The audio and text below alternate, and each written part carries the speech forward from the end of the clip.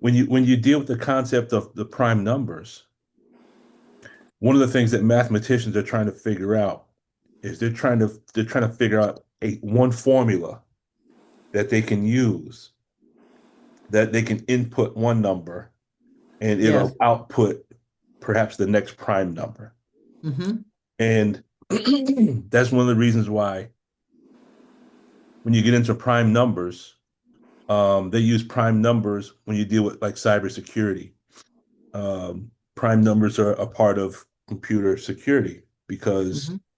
just the nature of the prime numbers. But I think the bigger question, and I'm glad you asked that question because it generates. Remember, you got to ask questions that are outside the circumference of the circle in order to expand the diameter Mm-hmm. outside. You have to ask questions that other people don't ask. And I think your statement and your question are very, very thought provoking. What if they're so you have scientists that are trying to figure these things out, but for what reason? Is it so that they can get an award? Is it so they can make money? Is it, if mathematics is Islam and Islam is mathematics, the question is, are they studying mathematics to get a deeper understanding of Islam? Because if they don't want Islam, they can never fully understand the mathematics. Right. They're separating, because everything about this world is separate and isolate. And Hmm. nothing exists in isolation. It Hmm. was meant to work in tandem with. And the minute you try to remove it from and say, well, this is like pure math, I'm going to take it over here, you have disrupted the chain that makes the thing work. So I thought it was really Happy I'm black, I thought it was really black on fascinating. And then I thought, well, Master Farad Muhammad is a prime and prime number, if you like. And Elijah Muhammad was a prime number. And remember, they break the primes up into the lonely prime, all these different kinds of prime numbers, and then how important placement was to the process. And then I saw that so Fargon is a prime. And 3 o'clock in the morning, like this stuff is still playing in my head. And I thought, how dare you have this play in your head, and yet you don't understand that much about math. And then I thought, what is mathematics? Like, not what you told me mathematics is. What is mathematics? Suppose mathematics is not what they told us mathematics was. You're right. You're Yeah. absolutely, you're absolutely correct. But here's another thing to think about. The fact that you're up at 3 o'clock asking that question would mean that the question about mathematics has triggered something in you that has awakened something in you that may have been dormant for thousands and thousands of years. Because when you look at here's what the Most Honorable Elijah Muhammad says. It's on the bottom of page 311 on closing the gap. And he talks, I'll read it verbatim, but he talks about the root knowledge of the universe. When you get into the root knowledge of the universe, you're getting into heavy mathematics, correct? Hmm.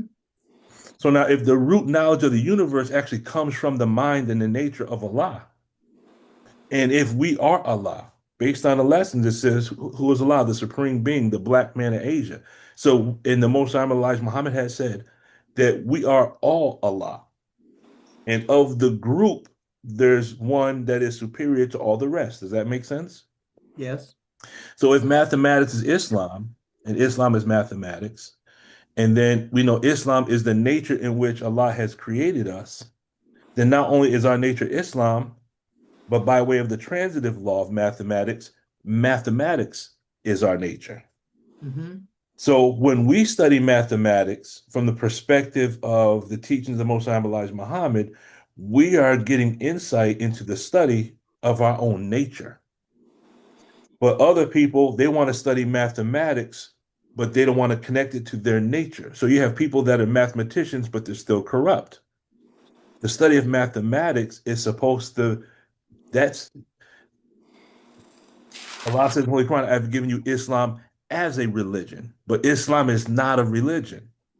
And every time they take something, every time they take knowledge, they weaponize it. So Yes. like at the base of their inclination, if you like, is to take it, and before they even know what they want to do with it, the weaponization or the misuse of it is in the nature. So they're never gonna solve that. Right. But we're going to solve it.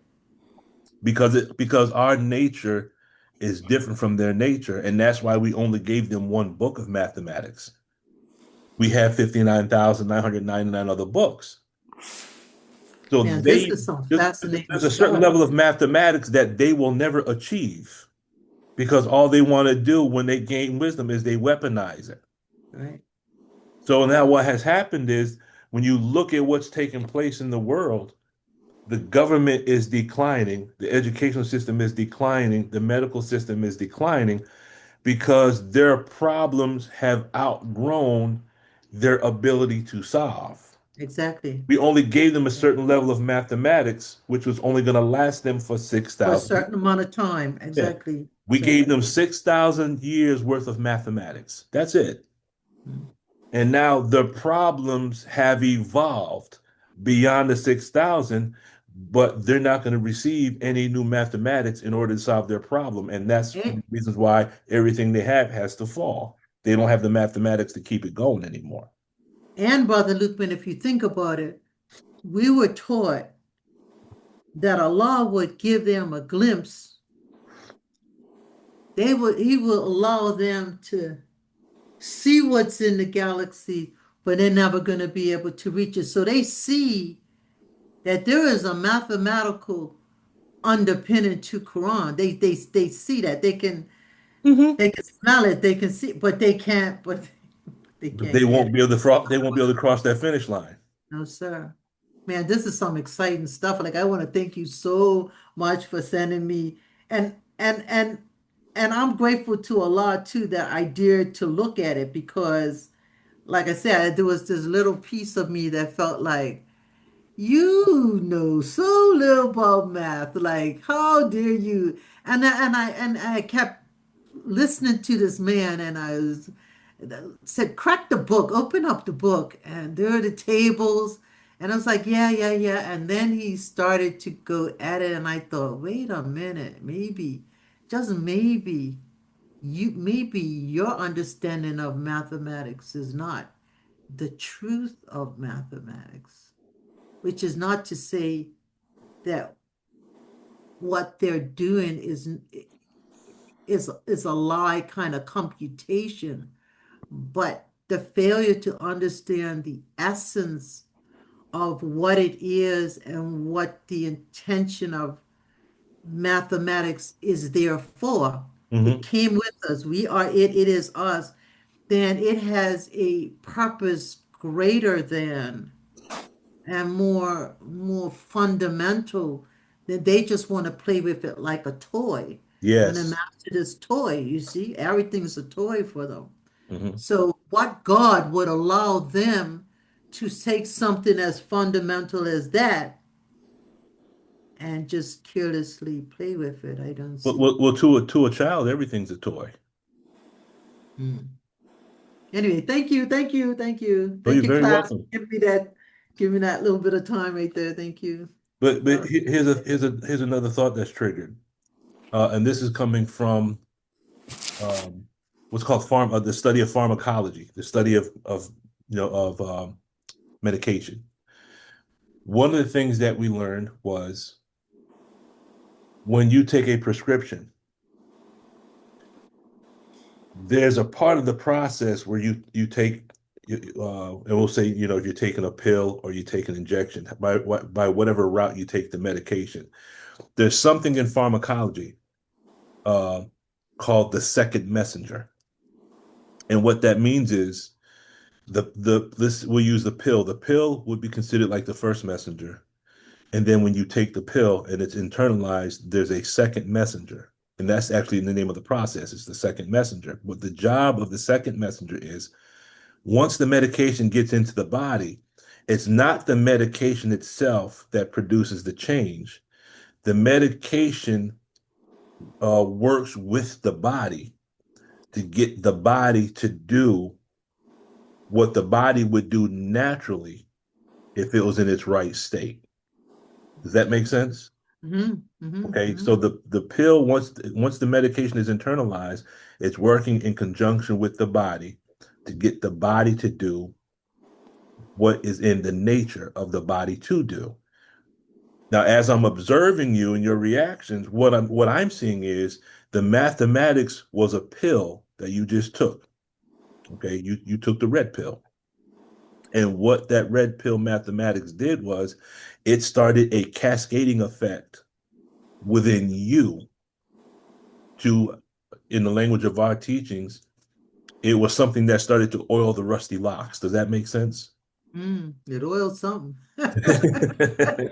So It it did started something you asking exciting. questions, and Yeah. your questions are very legitimate and they're thought provoking. And I'm glad you uh, that you brought that up because now when you bring that to the table, that thought inspires new thought in other people.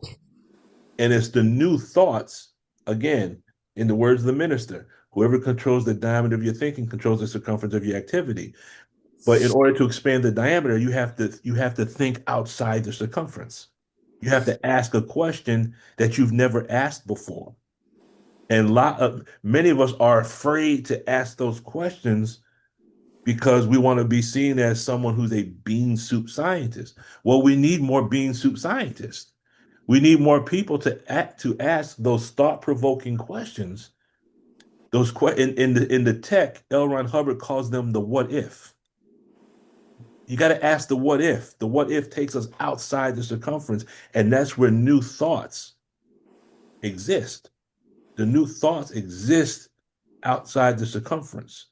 But it feels like you can't ask it always used to annoy me when people would say, think outside the box. Well, Yes. if you knew there was an outside to the box, you probably would think. So it was the pill, if you like, that brought the question. It wasn't the desire to ask outside of the box. It's like it was a chemical reaction that took place. So taking the pill blew the box away. Mm-hmm. Right? It's not me. Well, ask outside the box. Well, you got to think of a solution outside. Well, what's outside the box? Box is my world. Everything I turn, there's the wall of this box. And so I can't get outside the box, but I can be gotten outside the box if the chemical, like, who would have ever thought that this guy that's teaching high mathematics and talking to this classroom of college people, I don't even know what degree of high school. I went towards the arts because the math just seemed like, you left me a long time ago. And yet here was this question, and although it's about mathematics, it is and it isn't. It's more than that. But this world's effect on us has the white man didn't just name things. He named them and then he defined them. And the definition that he gave to them had this uh, had this poisonous effect on us. Mm-hmm. Because he set up these boundaries and he said, don't, not beyond this space. This Right. is mathematics, this. And you got to learn it this way. And you Mm-hmm. don't understand it this way, then your mind, something's wrong with your mind. You need to go over there and do that. No, you can't be a doctor. Same thing. You can't be a doctor because you don't have the intelligence for it. Mm-hmm. When really he misrepresented what it was. He misused it when he had it. You got a brilliant child. You're all excited because you have a brilliant child with a high IQ. And then you're excited that he goes to work for Dow Chemical. And then he's in there making a bomb that's going to kill 1 million people. And you don't realize that he took your son's intelligence, weaponized it, and using it against himself in the world because we didn't understand. Anyway, anyway, Mm-hmm. anyway, it's exciting. Thank you, thank you, thank you. Oh, you're very welcome. there's an ayat in the Holy Quran, and this is in conjunction with something I remember the minister saying.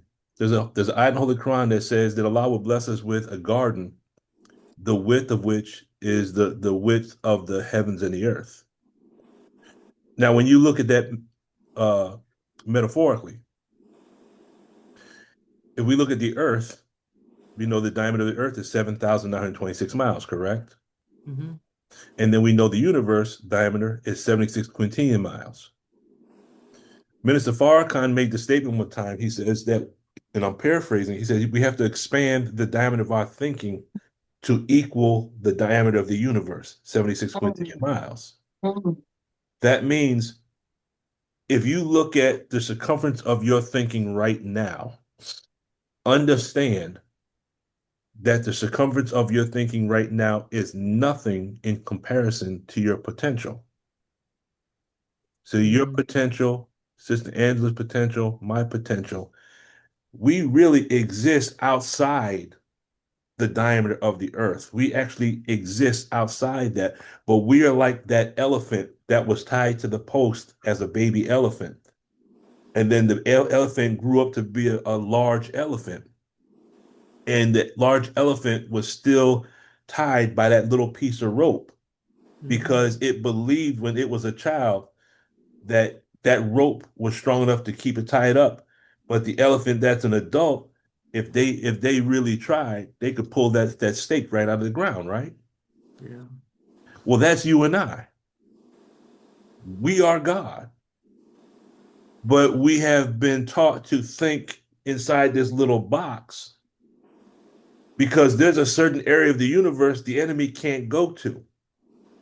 He can't go out there. That's specifically for us at this time period. And so now, in order for us to get out there, we have to now begin to put our minds into the study of higher levels of mathematics and science. I'm going to say it just like this. This is a quote that Brother Wahid sent me, and I keep it posted up right on my wall. It's a quote by Mother Tainetta Muhammad. And it says this, it says, we are standing on the threshold of another phase and cycle of our programmatic teachings from the Master. This new phase will focus on advanced training and re-education that will take us into new fields of knowledge with higher mathematical and scientific truths to be revealed in order that we as students can master our assignment. Now, here's a question based on this. What new fields of study have we come in contact with? On one level, we can say new fields of study is the science of the mind, the Dianetics. So we have to, in order to get into advanced training and re-education and higher mathematical and scientific truths, we can't do that by spending our, and this is not for any of us here, but we can't get into the higher mathematics and science if we're spending all day on Instagram and Twitter. We have to apply our minds and put ourselves in the environments or school in order to learn the higher levels of mathematics and truths. Why? As we begin to study the higher levels of mathematics and science, it's going to awaken something in us the same way it triggered something in you. Is that correct, Sister Sharon? Yes. Yeah. There's a sleeper, and this is from Dune. This is one of my favorite movies. There's a sleeper. We are the sleeper, but we have to apply our minds to a different type of curriculum in order to get that sleeper to awaken.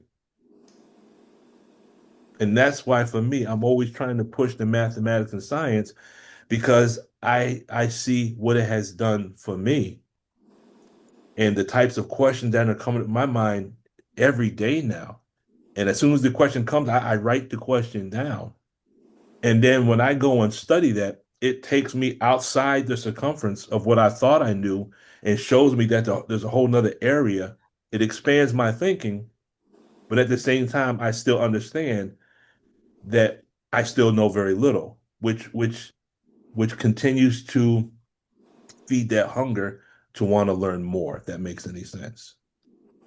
It makes sense. And if you had seen me last night, how ridiculous I was because you're talking about you got to get your head out of Instagram. You know that I was looking at the PDF and then I would take a minute and I'd go look at Instagram or YouTube. And then I come back. So like I could even feel, even though I was getting excited by it, that there were two pools. There were two Two minds hungers. warring inside of you. Yeah, two hungers. Like the hunger for that, because that satisfies us something. And then there was the this, and they were both happening simultaneously. Mm-hmm. And I think that that is fascinating to see in yourself. Like you can see it not as an abstract thing, but as a real thing. Yeah. Then you can see how this world is actually designed to pull you into what Allah calls frivolous discourse. Whereas, why do we love social media? Because it gives us nothing. We really don't get anything. So we waste time not knowing how much time we have left versus taking that time and applying it to the study of something that's going to allow us to grow, as the minister teaches us in the study guides, to connect our essence with the essence of Allah so that the two essence become one essence. Does that make sense? Yes, sir. Yes, sir. So Does. just the fact that the study of that has sparked something in you means something has awakened now. Hmm. Praise be to Allah. Praise be to Allah. Let us open up. Let us open up in prayer, and then we'll actually get to the good stuff. Actually, that was the good stuff, but we'll get into some more good stuff. Attention prayer.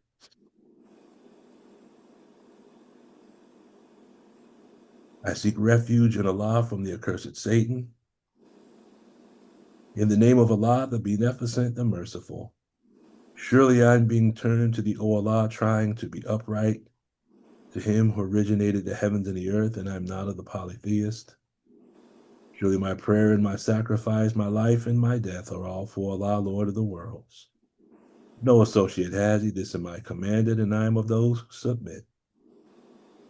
O Allah, Thou art the King, there is no God but Thee. Thou art my Lord, and I am Thy servant. I have been greatly unjust to myself and do confess my faults. Please, Allah, grant me protection against my faults, for none grants protection against faults but Thee. Please guide me to the best of morals, for none can guide to the best of morals but Thee. Please turn away from me the evil and indecent morals, for none can turn away from me the evil and indecent morals but Thee. O Allah, bless Muhammad and bless the true followers of Muhammad, as Thou didst bless Abraham and the true followers of Abraham. Surely Thou art praised and magnified. O Allah, make Muhammad successful and make the true followers of Muhammad successful. As Thou didst make Abraham successful and the true followers of Abraham successful. For surely Thou art to be praised and magnified. Ameen. I mean, In the name of Allah, the Beneficent, the Merciful, I bear witness that there is no God but Allah, who came to us in the person of Master Farad Muhammad, to whom praise is due forever. I bear witness that the most honorable Elijah Muhammad is the exalted and living Christ. And I bear witness that the honorable Minister Louis Farrakhan is the Messiah in this day of judgment in which we now live. I greet my family with greeting words of peace and paradise. Assalamu alaikum. Alaikum salam, sir. Oh, let's alaikum go salam. around. See, Sister Jeanette. Assalamu alaikum. How are you? Fine by Allah's grace and mercy, sir. Oh, praise Assalamu alaikum, family. Salam. Alaikum salam. Sister Deborah. Assalamu alaikum.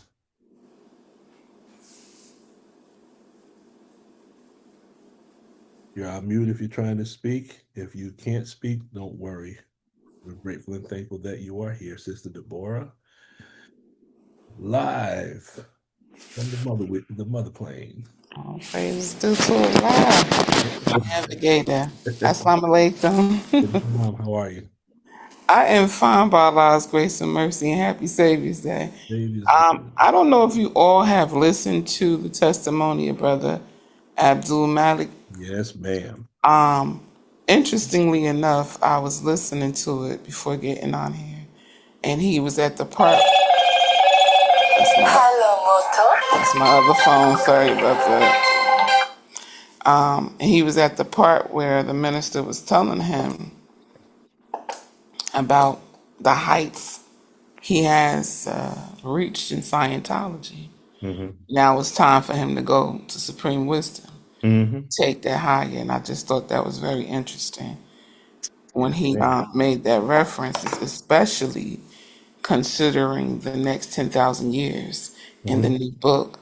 And then he said that some of us that took the course, of course, will be some of those people that will help usher in this time Mm-hmm. and will be needed.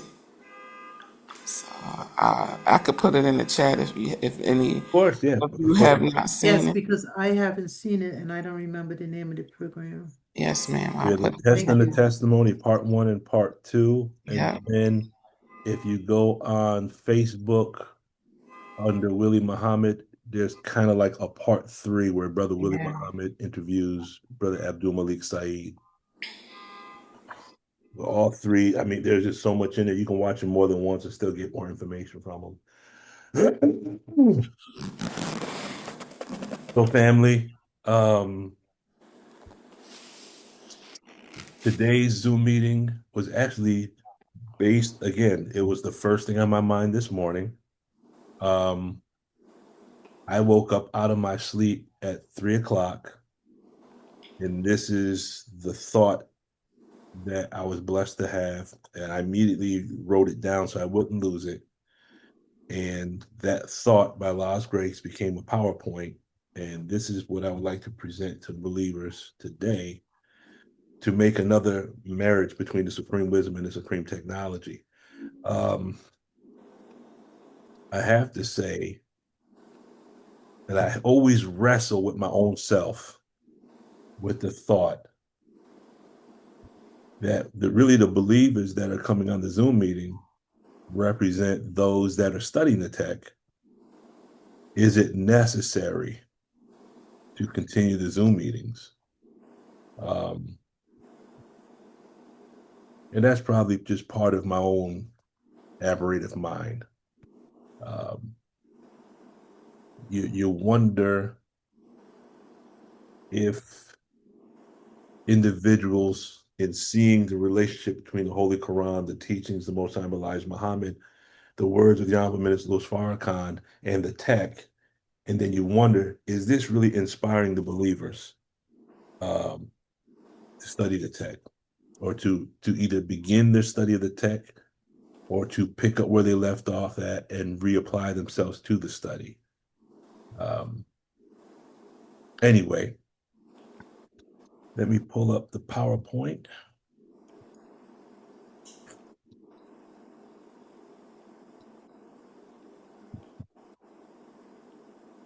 See, get out of my way, get out of my way. Can everybody see my screen? Yes. Okay.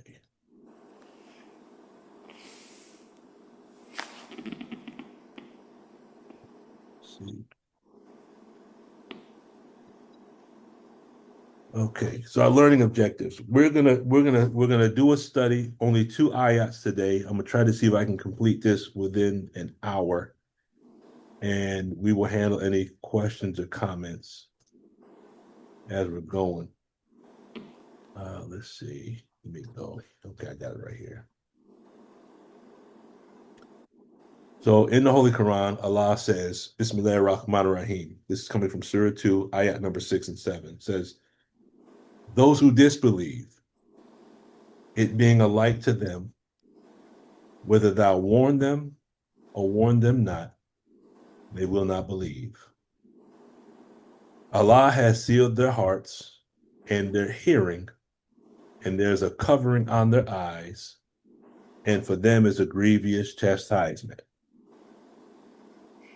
Now, I'm gonna read to you exactly what was on my mind this morning at 4:54 a.m. I asked the question, since we are Allah, okay, since we are Allah,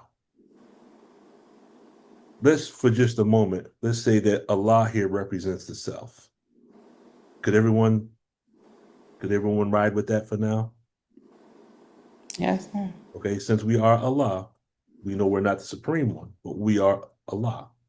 Mhm. The question came to my mind, what if in these two ayats, what if the word disbeliever represented the reactive mind? Here we go, Sister Sharon, with asking these questions that take us outside, because that's just not a normal question, is it? Mm. Does that make sense? Yes. What if the disbeliever is equivalent to the reactive mind? Because really, if we look at the analytical mind, the reactive mind, and the somatic mind, okay, as the Thetan, as the spiritual being, we use the analytical mind, correct? Make Mhm. sense? Yes, sir. But now our physical body represents the reactive mind. Okay. And there's an ayat in the Holy Quran where it mentions, I created you in the womb. One of you is a believer and the other one's a disbeliever. And Mhm. me personally, my opinion on that is it made me look at it from the perspective that since me, this center of awareness and this physical body are two separate entities. Could we agree on that point? Yes, Yeah. sir. We are Yeah. not our physical body. Right. But if you've noticed, we strive to be righteous, but our body seems like it has a mind of its own, doesn't it? Which is weak. Okay. Our mind, our body has a mind of its own. Then I wrote, no matter how much we quote unquote warn the physical body, it will not believe. The physical body will not submit. And then I was looking at those who disbelieve. What if that could also represent the valences that are in the engram? Make sense? Can we follow Mm. that logic? Yes, Yeah. sir. Because if we look in the engram bank, if we look at each engram, in each engram, in each secondary represents an individual who did something and said something, correct? Yes. Mhm. Those are the valences, yes? Yeah. Yes, sir. And if they did something or said something, obviously their actions were not the action of a believer, but their actions were the action of a disbeliever, wasn't it? Right. Okay. So those who disbelieve, that little quote, I was looking at this from the perspective of what if that represents the reactive mind or the personalities that are in the engram bank? Then I was looking at, because no matter how we try, we can't get those personalities in our engram bank to submit, can we? Can we get No. our reactive mind to submit? No. The only way we can get our reactive mind to submit is to do what? We have to murder the devil. Mhm. So there'd be no peace among them, right? Right. Why is the devil selling the best part of planet Earth? We put him out. Mm-hmm. There is no peace between us. So when you look at murdering the devil, if devil represents the reactive mind, and if you clear the word murder, one of the meanings of the word murder means to diminish or reduce the energy of. So reduce the devil is the same as removing the charge. That Mhm. that makes sense? Yes. Removing the suppressive energy of the reactive mind, because the reactive mind is not going to submit. Okay. When we look at the relationship between Iblis and Shaitan, Iblis represents when the evil is limited to ourself. Shaitan represents when our evil is passed on to other people. Make sense? Mm-hmm. Okay. Neither one of them are going to submit. Iblis already said he ain't submitting, correct? Yes. So these, to me, would be indicative of the reactive mind or the genetic entity. Then I looked at Allah has sealed their hearts and their hearing, and there's a covering on their eyes. I was looking at that from the standpoint of sealing the heart, the hearing, and covering the eyes could represent the act of removing ourselves from social media, Meaning, if we are to overcome our reactive mind, one of the things we have to do is we have to remove ourselves from the things of this world, because this world is designed through, and I think Sister Angela, you had mentioned MK Ultra before. Hmm. This world is designed to constantly re-stimulate the reactive mind. That we're in a constant state of dramatization or chronic re-stimulation. Does that make sense? Fight or flight. Yes, Yes. sir. Yes. Okay. So what we're going to do is we're just going to look at these two little verses and see if we can extract from them, by doing word clearing in Arabic, a deeper understanding of the tech. Allah says he's given us a book explaining all things, and that all things has to include the science of the mind. Would you agree? Yes. Yes, sir. Okay. So let's parse through these two ayats, and it shouldn't take too long. We'll parse through these, and we'll handle questions, and then we'll call it a day. Let me go here. So our learning objective. Could the term disbeliever be equivalent to the reactive mind? That's number one. What is the meaning of the word warn? That's found in ayat number 6. And could it be synonymous with the concept of processing? Is there a relationship between the word believer, as defined in Arabic, and the concept of tone 40? How would the concept of the sealing of the hearts, the vision, and the hearing be related to Dianetic processing?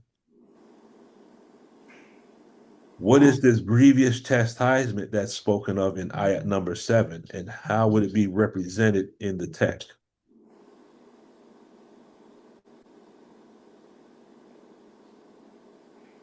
So here's the two ayats. Those who disbelieve, it being alike to them, whether thou warn them or warn them not, they will not believe. Allah has sealed their hearts and their hearing, and there is a covering on their eyes, and for them is a grievous chastisement. So now, in order to build this bridge, first thing we're going to do, I'm going to show you the Arabic words that we're going to focus on, and then we're going to connect each Arabic word to terminology that's used in Dianetics. Make sense? Yes. Okay. So, in other words, we're using the transitive law. We're using a mathematical principle. If A equals B and B equals C, then A has to equal C. Well, if we take these English words from the Holy Quran, and the English word is equivalent to an Arabic word, and if that Arabic word is equivalent to a word that's used in Dianetics, then there is ARC between Dianetics and the Holy Quran. Does that make sense? Yes. Okay. So this is the Arabic. I'm not even going to try to speak the Arabic because I don't speak Arabic. Um, I would probably wind up messing this up. However, I'm going to show you which words correspond to which words. So when you look at the word disbelieve, disbelieve actually comes from the root word kafara. Kafara. When you look at the term warn, This is the word for warn, and it comes from the root word nadara. The word believe is the word yu'minun, which comes from the root word amuna, amuna. The word sealed in English is khatama in Arabic. The word heart is from the root word kalaba, Qalaba. That's the root word. Hearing is sama.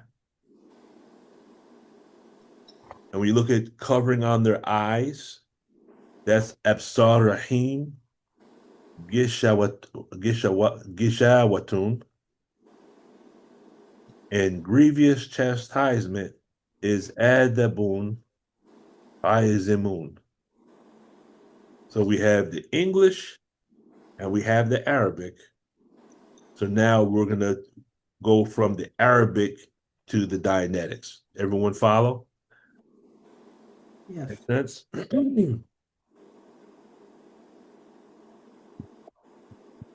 Y'all out there? Yes. I'm here. Yes, sir. I can't see anyone. I don't have everyone's screen on. Okay, so let's begin. So the objective. So the goal is to do word clearing based on the Arabic. And we're going to identify the ARC, the affinity, the reality, the communication. In other words, the agreement between the Holy Quran and Dianetics, what they call Dianetics Book 1. Thus, we can provide another marriage between the supreme wisdom and the supreme technology. So we're going to deal with the disbeliever and the reactive mind. We're going to make this first marriage. So when you look at the word disbeliever, the root word in Arabic is kafara. You ever hear somebody call him a kafir? Yes. Yes, sir. Okay, kafir. Derogatory, right? But the word kafara means to cover. It means to hide, to curse. It means to swear, to seduce, or to be irreligious. So when you look at the word cover, it means to hide from sight or knowledge or to conceal. When you look at the word curse, it means to cause great harm or misfortune. It also means to torment. It means also to use profane language against someone. And that would be similar to what we call a demon circuit or a whispering devil, correct? Hmm. Yes, It sir. means to bring great evil upon someone or to afflict. Then when you look at the word seduce, it means to persuade to disobedience or disloyalty, to lead astray by persuasion or false promise. It means to entice. And the word irreligious means neglectful of religion, lacking religious emotions, doctrines, or practices. Do any of these definitions have any agreement with the characteristics of the reactive mind or the engram bank?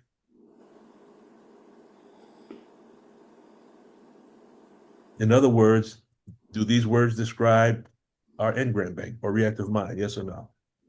Yes, sir. I would say yes, sir. Okay. So let's go a little bit deeper. So in Dianetics Book 1, it says, to find demons living in one's civilized fellow countrymen was disturbing. But there they were. At least there were the manifestations which the shaman and medicine men had said were caused by demons. It was found that these demons could be cataloged. He says there were commanding demons, critical demons, ordinary tell you what to say demons, and demons which stood around and yelled, or demons which simply occluded things and kept them out of sight. These are not all the classes, but they cover the general field of demonology. This is from page 105. So when you look at these demons kind of are similar to different type of viruses that also work in a computer. Would that make sense? Yeah. Okay. But the main thing is, he said there's some demons and their job is just to keep things secluded,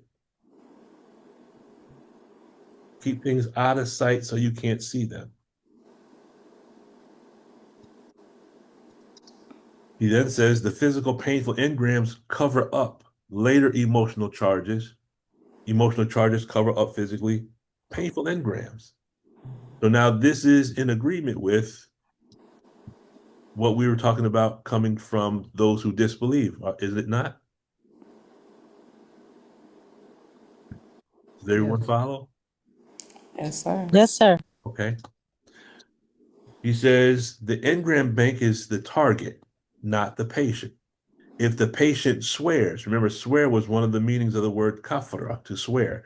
If the patient swears and moans and weeps and pleads, those are engrams talking. After a while, the engrams that make them swear and moan and weep and plead will be discharged and refiled. So when a person cusses another person out, 9 times out of 10, that is the engram talking.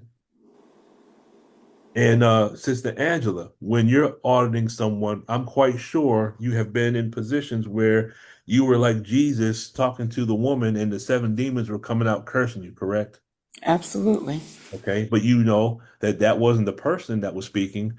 Those were the personalities in the engram. Yes. Yes, sir. It was like Jesus saying to Legion, what is your name? He said, my name is Legion because we are many. In other words, whenever we speak to a believer or speak to an individual in order to audit, we're not just speaking to that person, we're speaking to all the personalities that they possess, correct?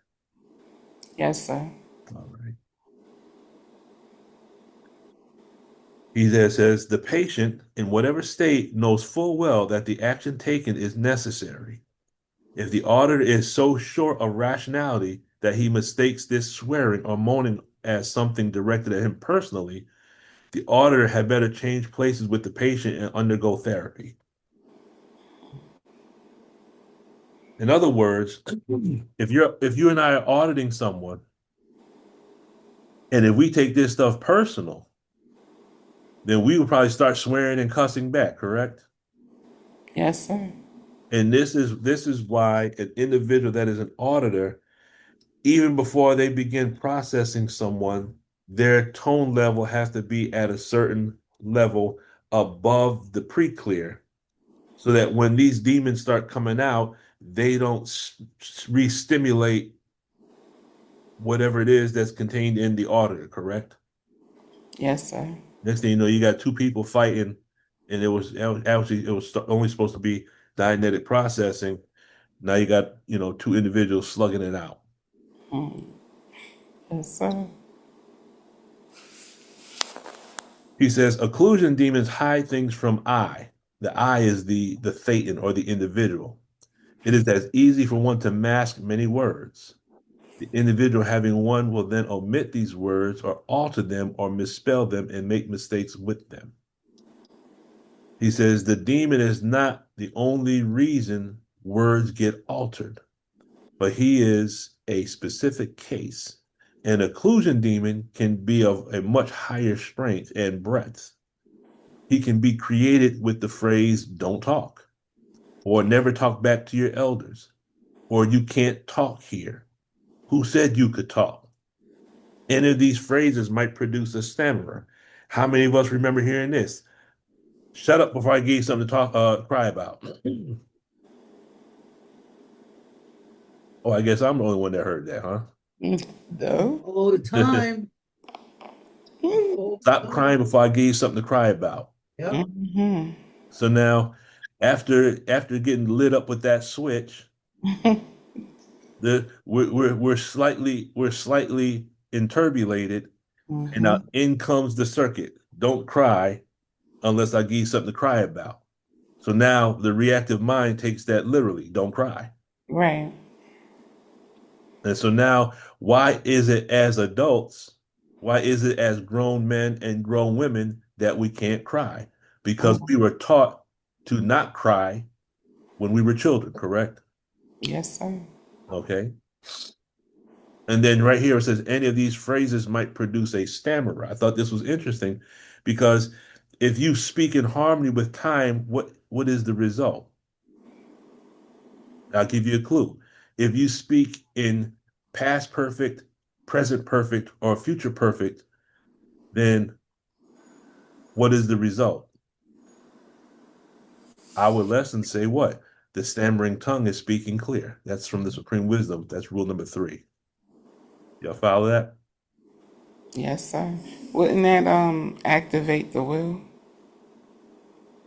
Would it activate the will? Mm-hmm. Yes, ma'am. Because if we're speaking past, present, and future tense being perfect, Mm-hmm. especially if we're speaking future tense, and we're speaking future perfect tense, then Mm-hmm. we're speaking about what we will accomplish, what we will do, what we will complete. In the language of the technology, that's called a postulate. And in our teachings, that's called making your word bond. Yes? Yes, sir. Okay, so making your word bond and a postulate are really the same thing. Mm-hmm. So the conclusion, first part, the word disbeliever, which is kafara, is descriptive of the elements and characteristics of the reactive mind and engram bank. Would we all agree with that? Yes, sir. Okay. So now we've completed the first marriage. Now it says warn them or warn them not. So now we want to take the word warn and we want to see if the word warn is equivalent to processing. So the word warn in Arabic is nadara. It means to admonish or to give friendly encouragement. Well, doesn't that sound like the work of a pre-clear or an auditor? It does. Okay, to give friendly encouragement. Mm-hmm. Sometimes a person is in a real tough spot and they don't want to keep going, and the auditor would say, in order to what's the phrase? In order to get over it, we Over, have to it, get got to through it. go through it, right? Mm-hmm. That would be friendly encouragement. Yes. Yes, sir. Okay. To consecrate. Consecrate means what? Dedication to a sacred purpose, to make inviolable or invenerable, which Mm-hmm. means what? To secure from violation or to make unassailable. Admonish usually suggests friendly, gentle, or earnest criticizing done in the spirit of counseling or instructing. Well, isn't that auditing? It can be, yes, sir. It can be. Isn't that straight wire? Mm-hmm. Okay, so that's processing both subjective and objective, correct? Yes, sir. Okay. So could this also be equivalent to purification or becoming clear? Yes, sir. Okay. And I use the word purification from the standpoint of the Arabic, where it says you'll get all those, excuse me, you'll get all those except my purified ones. Right.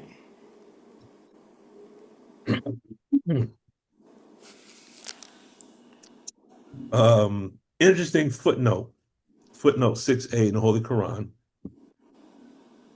It says the passage is parenthetical. I thought this was interesting because I didn't know what parenthetical meant.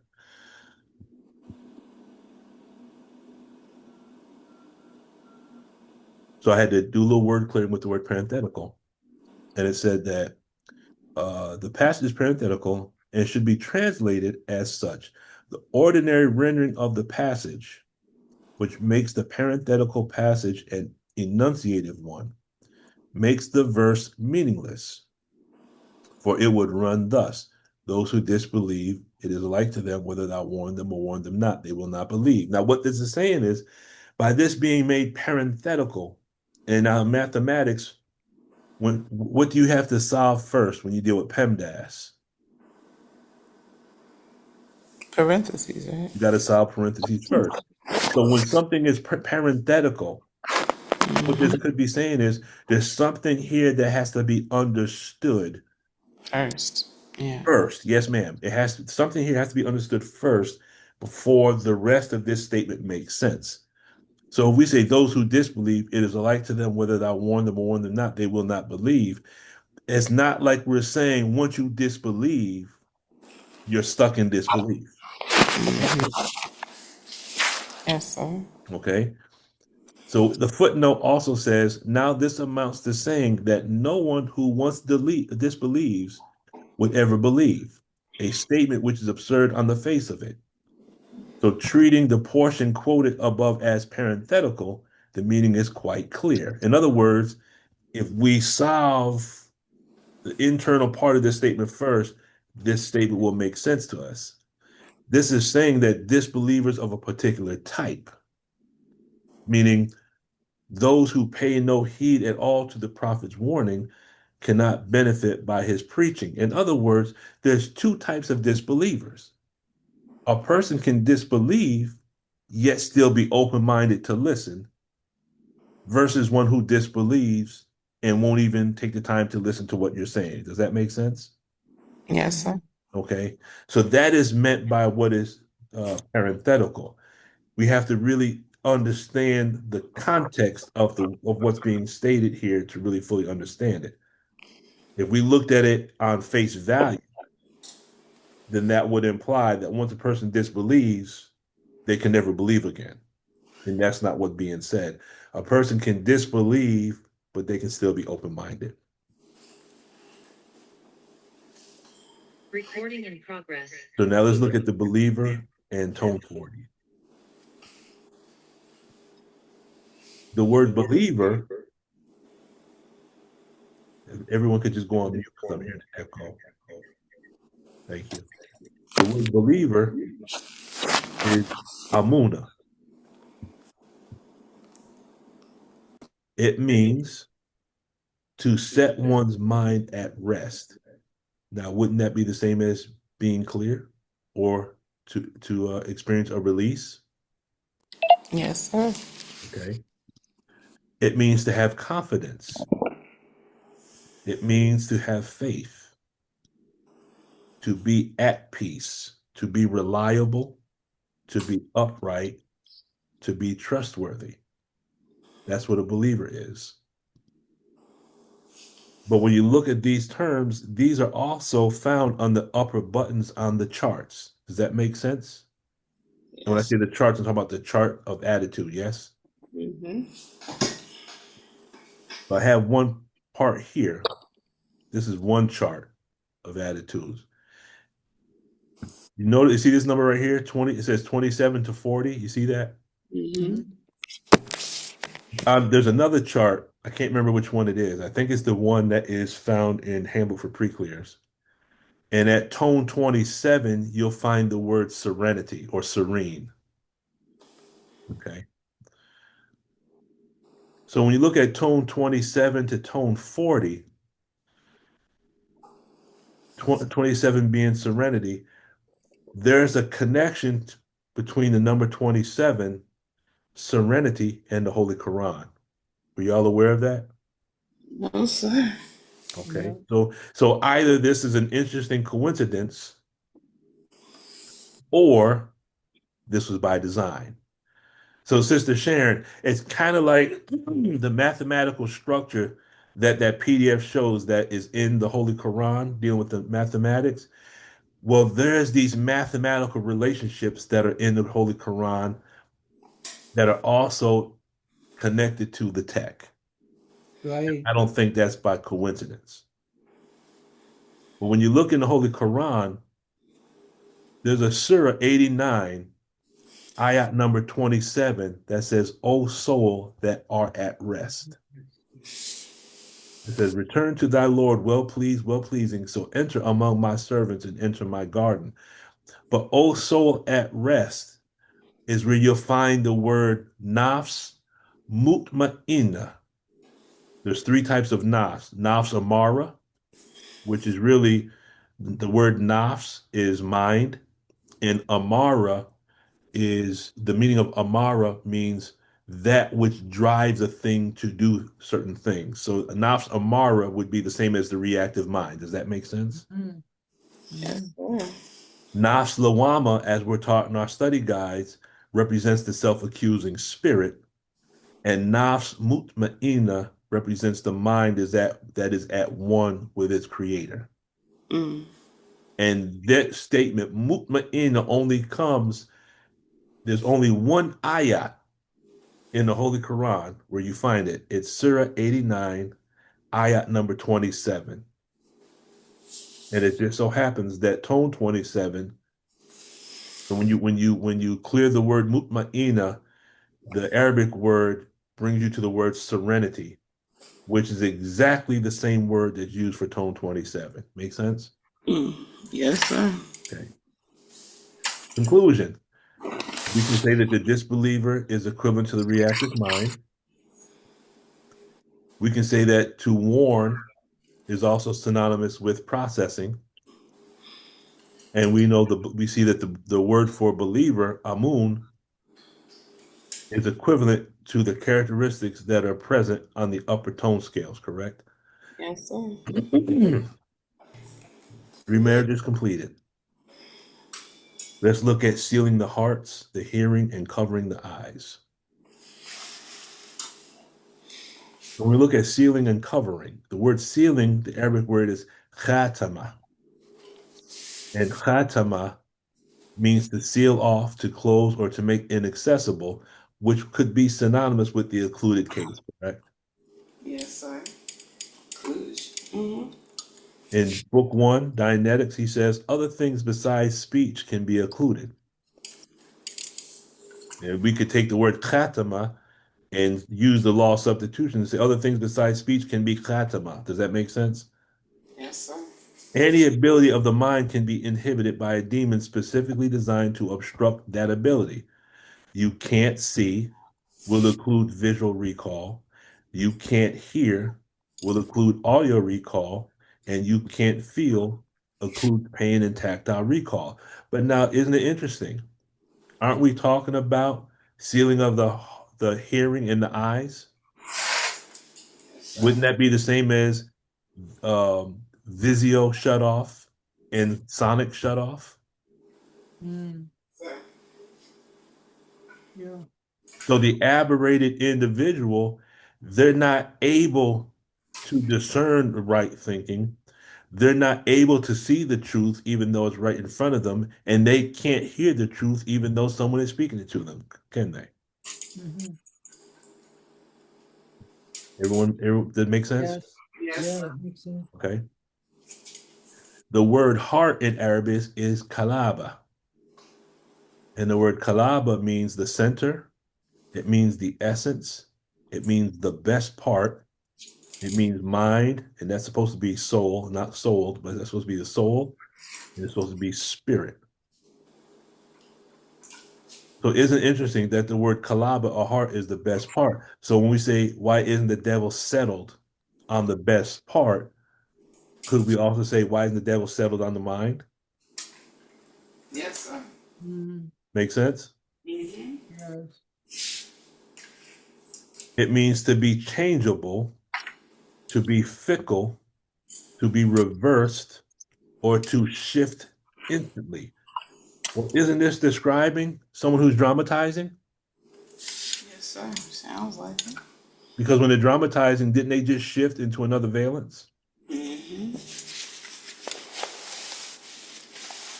So to seal the hearts, the hearing, and the sight could mean to occlude the mind, the hearing, or that's supposed to be sight, by shifting, reversing, or changing one's perception. Does that make sense? Yes, sir. Yeah. This is what happens when you're rushing, trying to get the PowerPoint finished at the last minute. It's okay. The veil over the eyes. The word in Arabic for veil is gasha. It means to cover or conceal, but it also means to overcome or to overwhelm. It means to commit an outrage. It means to give in to craving. It means to lose consciousness. Mm. So unconsciousness is a veil, or it can be considered a covering, which is related to being overcome or overwhelmed by our cravings, which is our habits or addictions. Does that make sense? Yes, sir. So when we're giving into the flesh, there's a veil over our eyes. Does that make sense? Yes, sir. Yeah. When we're giving in on one level, it is almost as if we are dramatizing. And this goes back to Sister Angela, what Brother Abdul Malik Saeed was saying, where the minister said we don't have a right to judge ourselves, correct? Mm. Yes, Because sir. we are not responsible before we're not responsible for the universe in which we were born into, in other words, yes? Mm. Some of Yeah. us, when we give in to whatever our habits or what our habits used to be, or things that we still wrestle with now, 9 times out of 10, that's happening as a result of dramatizing because there are certain perceptics in our environment. We're not aware that the perceptics are taking place, but perceptics are causing us to get into that aberrated state. Does that make sense? Yeah, so stay in it. Say what? Yeah. Get in it or stay in it. Yes, ma'am. We're in it or we're staying in it. So there are certain things in our house or certain times of the day. I remember L. Ron Hubbard saying that time is a perceptic that can re-stimulate. That can be. So we are giving into certain things, not understanding that there are triggers present that we don't see that are causing us to operate like puppets on a string. Does that make sense? Mm-hmm. Yeah. And this goes back to social media. There are certain things that are probably encoded in the little videos on Instagram and Twitter, and they're done with such skill and scientific principle that certain things we're watching could be triggering us to do certain things. Does that make sense? Yes, yes, yes, Okay, Sister yes. Angela, you spoke about MK Ultra, correct? Yes, sir.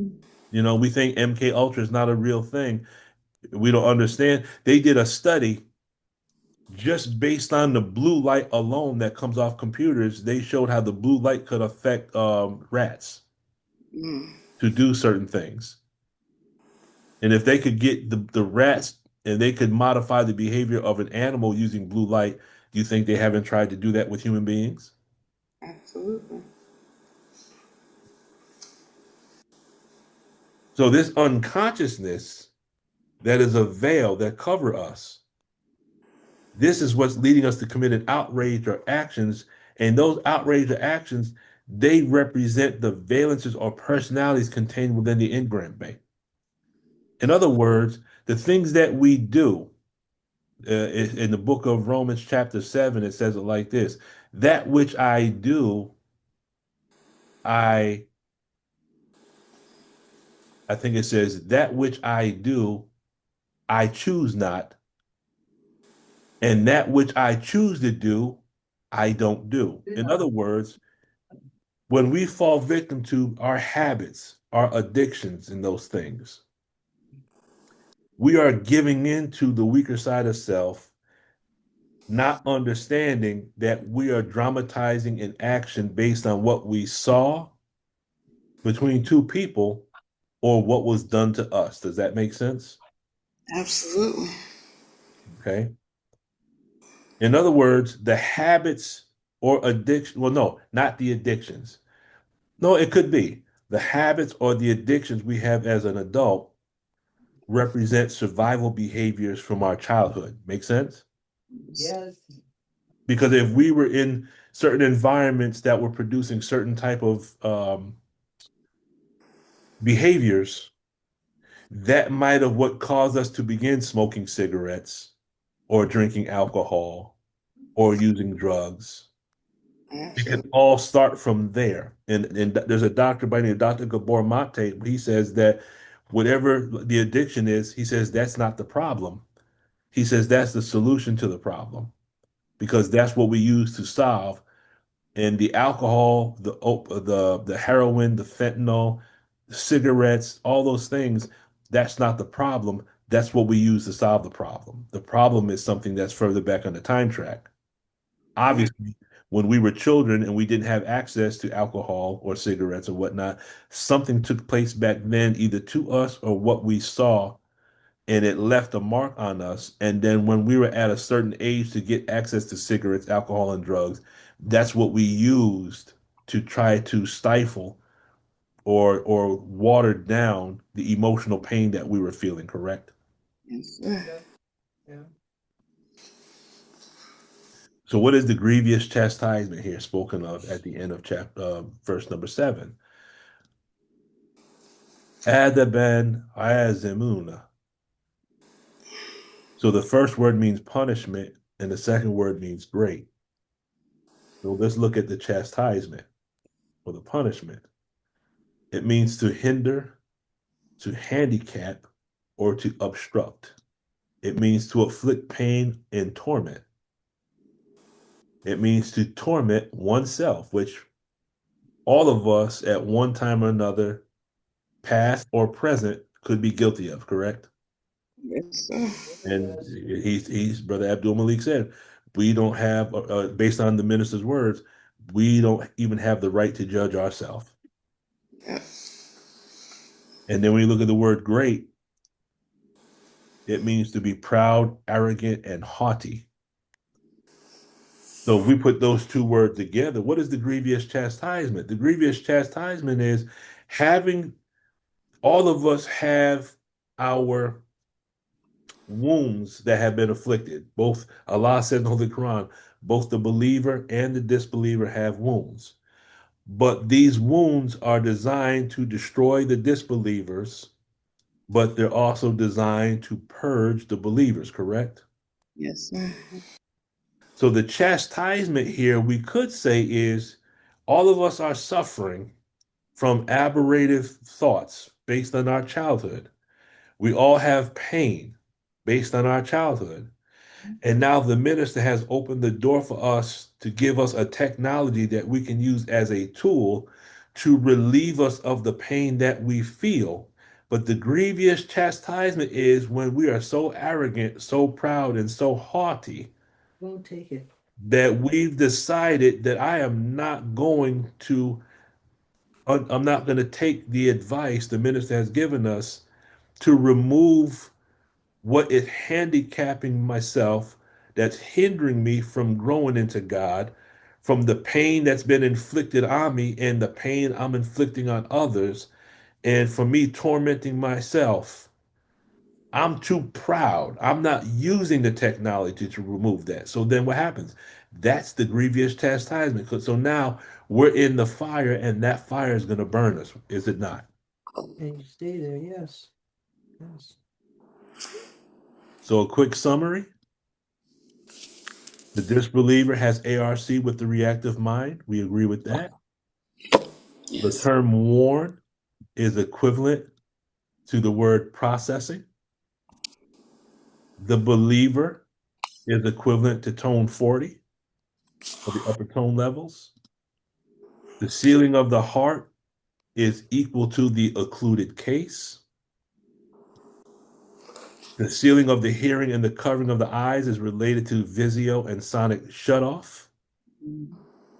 The grievous chastisement could be our falling victim to the habits, addictions, or struggles as a result of the increase of the immorality and decadence that is currently in our environment. So if we look around us, we see this stuff is on the increase, isn't it? It sure is. Yes, sir. Everywhere we look, indecency and immorality is on the incline. And if it has not been removed from Okay, us, thank you so much for holding. Hello? Sister Ania, May I help you? this is Brother Lukman. How are you? Oh, okay. Wrong call. Sorry. No problem. Okay. And that is where we will end it. And we will open up the floor for questions and answers. And questions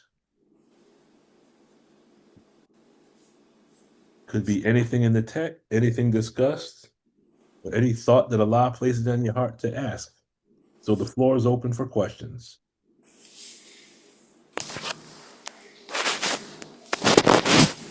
I have a question. Yes, ma'am. We were just in our childhood on the time track, correct? Mm-hmm. You remember in the movie, in the seminar for the extension course, I guess, it was a man that went back and he was being speared with a bayonet. And, I think so. and that gave way to some engrams not even being in this lifetime. Mm-hmm. So I wanted to actually, I guess, speak into that because I don't know about you, or especially when I go into my childhood, I have flashes of things and memories that don't seem to fit in this time frame. Mm-hmm. So what do you think about that? Well, first of all, I would say this. Has everyone here seen the clip that we showed where Sister Ava mentioned past lives? Yes. Okay. Now, if Sister Ava spoke on it, and she's the national representative, and I'm quite sure that, wait a minute, why am I not on my screen? And I'm quite sure Sister Ava would sit down with the minister before she would present anything.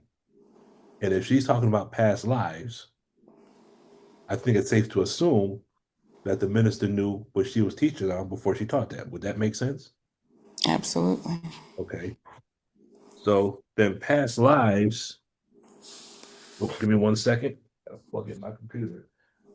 So I believe past lives are legitimate. And then I'll add this based on the words of the Most High Elijah Muhammad.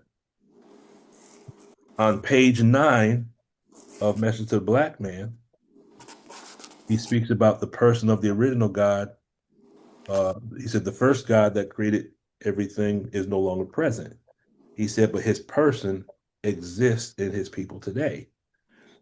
Now, when you look at exist in his people today, that means that the person of the first God 76 trillion years ago somehow would have to make its way to 2025. Does that make sense? Absolutely. Okay. So then that would imply if I take my life, rewind it back to when I was a sperm swimming in the darkness, then that would have come from my father, which comes from his father, which comes from his father, and then the genetic line of the mother to grandmother. And I think if we go back,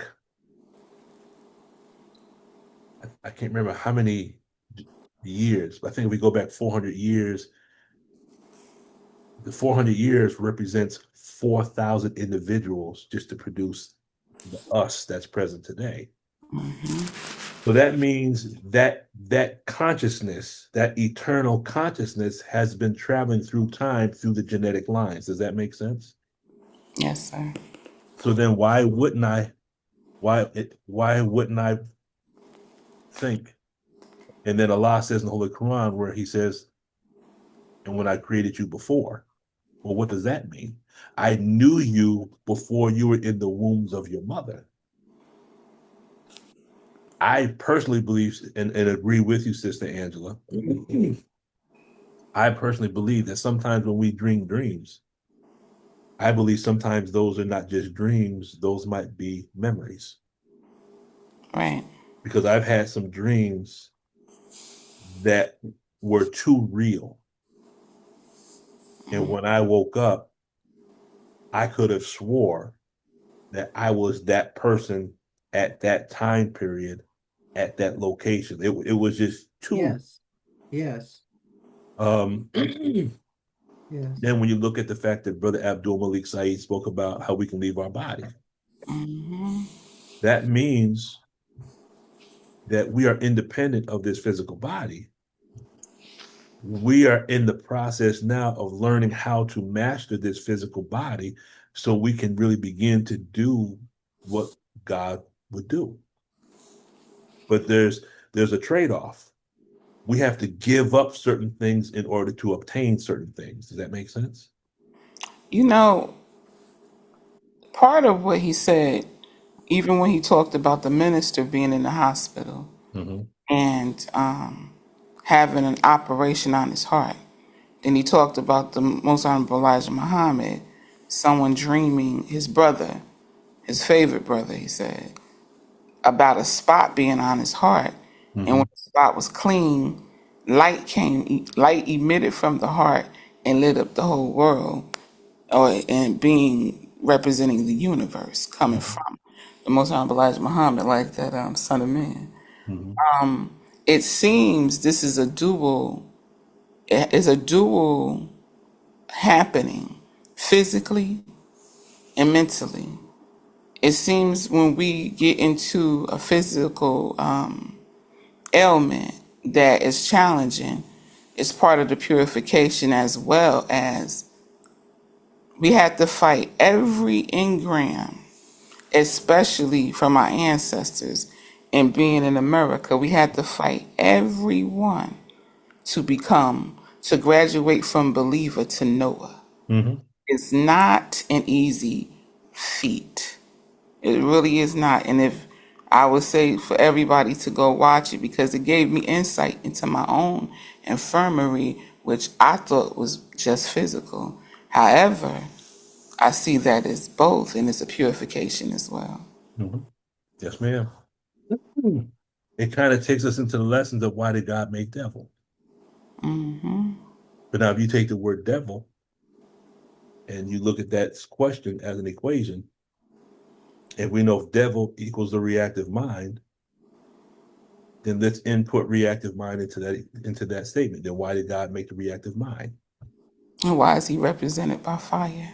Mm-hmm. And why is fire considered purification? Mm-hmm. And those questions will tie us to study guide number 10.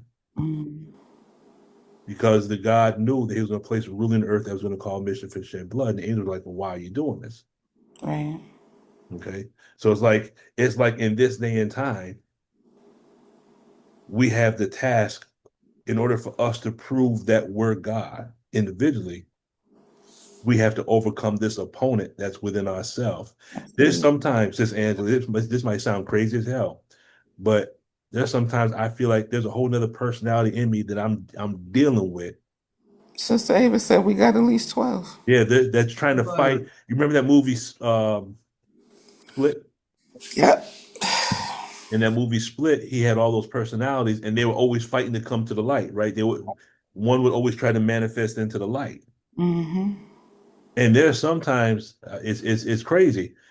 I might be driving or walking or seeing certain things, and I'm striving to keep a certain mentality, and then I'll hear a statement in my mind, and I'm thinking, where did that come from?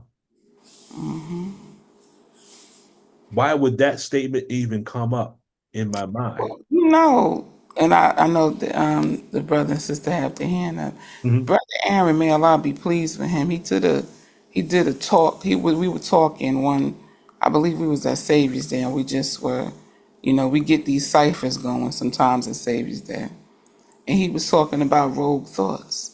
Now the heart machine can confuse Ethiopians to the point that they did have a ship under control. They took over a ship like pirates, had everything locked, and in a moment they were so disoriented that they got, you know, the authorities were able to wrestle back control. So it was suggested, I guess, and when I was entering the ranks, they were talking about the prayers because Satan worshipers pray too, and they were talking about the prayers for our downfall or against us, and the suggestions. They know about frequencies. They know about sending and receiving. So some of these thoughts don't really belong to us. It's just that we have an open receiver, Mhm. and if we are not discriminating enough about our own self, we'll mess around and think this came from me, and it really didn't. Mhm. Yes, ma'am. You're 100% correct. Thank you, Sister Angela. Praise be to Allah. Sister Ruby and Brother Saquon. Assalamu alaikum. Walaikum salam, sir. How are we, family? We are doing fine by God's grace. Thank you, sir. I had a somewhat a question and a statement about what you're talking about dreaming. And so I was thinking like in the nighttime, Allah takes our souls by night. Mm-hmm. We do have those dreams. Are we other people, like you said, going into those dreams and we're helping them because we're constantly working. We're working 24/7 for Allah when you're in tune with Him. So in the nighttime when we're dreaming, am I traveling and going to someone else's mind to help them get through? Because Allah used me as a vessel by night and by day. So when I have these dreams, some are vivid that you can remember and they're for you, but others that you can't remember, you remember little fragments of it. Is the fragments in someone else's mind that I went to go help at that time? Because may look like me that I'm doing this, but I'm also connected to many minds. So am I doing the will of Allah at night and helping many people, whether it's in Africa, Hawaii, Atlanta, wherever it may be at, and I'm helping do Allah's will by night. So during the day, to me, it feels like a dream in the daytime, but at nighttime, I feel like I'm working more, even more. So I'm in the AM. You can put AM as Allah's messenger, and then PM is Prophet Muhammad. So I mean, you can look at it either way, but I'm just saying, I'm so connected to other people at nighttime, that Allah set me up when He takes my soul by night to help them and do His will. Assalamu alaikum. Alaikum salam. Yes, ma'am. There's a Buddhist who I often listen to on YouTube, and he was speaking about, well, in Buddhism they have something what's called yoga nidra, and what yoga nidra is, it's called dream yoga, and what it is really, it's an advanced level of what's called lucid dreaming. And when you get to certain stages of lucid dreaming, um, for those that aren't aware of what lucid dreaming is, you're in a dream state, but you're conscious. You're fully aware, even though you're in a dream state. And one thing that this individual was talking about on YouTube, he was at a retreat where he was with his teacher, and they went to sleep and whatnot, and got up the next morning, get ready for breakfast. And he went and he dreamt of his teacher. His teacher came to him in a dream and gave him some information and whatnot. So they wake up the next morning, they're going to have their breakfast and whatnot. And he went to his teacher. He says, I have a question for you. And his teacher said, oh, yeah, you want to question me about what we spoke about last night? We'll get to that later. It is as if his teacher already knew, because their consciousness connected in the dream state. Now, if we understand that Sister Ava spoke about this realm, and I can't remember between passion and reason, I think is the lecture. Sister Ava goes into detail about that. But that's a very real state. That's a very real state, very real level. And I think the more we gain mastery over our physical self, the more we can gain access to that level. But thank you for that, Sister Ruby. Um, it's interesting. We could be in a dream state and we think we're dreaming.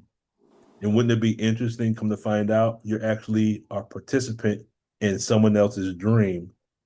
And whatever you're saying to them in that dream, they wake up not knowing who you are. You're just a participant in their dream, but they just receive information from you, and that person could live in China somewhere or live. It's a real interesting thought. Sister Sharon, it's one of those thoughts that take you outside the circumference of your activity. Wouldn't you agree? Yeah, I would. In fact, while you were talking, I was thinking that reality has many facets to it. So we're here talking about, this dreamlike state, but I had an experience about, oh, it had to be at least 10 years ago. I used to smoke cigarettes, and then I did like a lot of people did. I quit for a while, and then when stress would come back, I would be smoking cigarettes again. And my daughter was giving me hell about it. She was fearful you're my only parent and you're doing this dumb stuff, smoking cigarettes. So I would be up late painting and I would have a cigarette and then I make sure I got a shower and everything so you didn't smell it on me and you didn't smell it on my clothes. I spent a lot of energy doing that.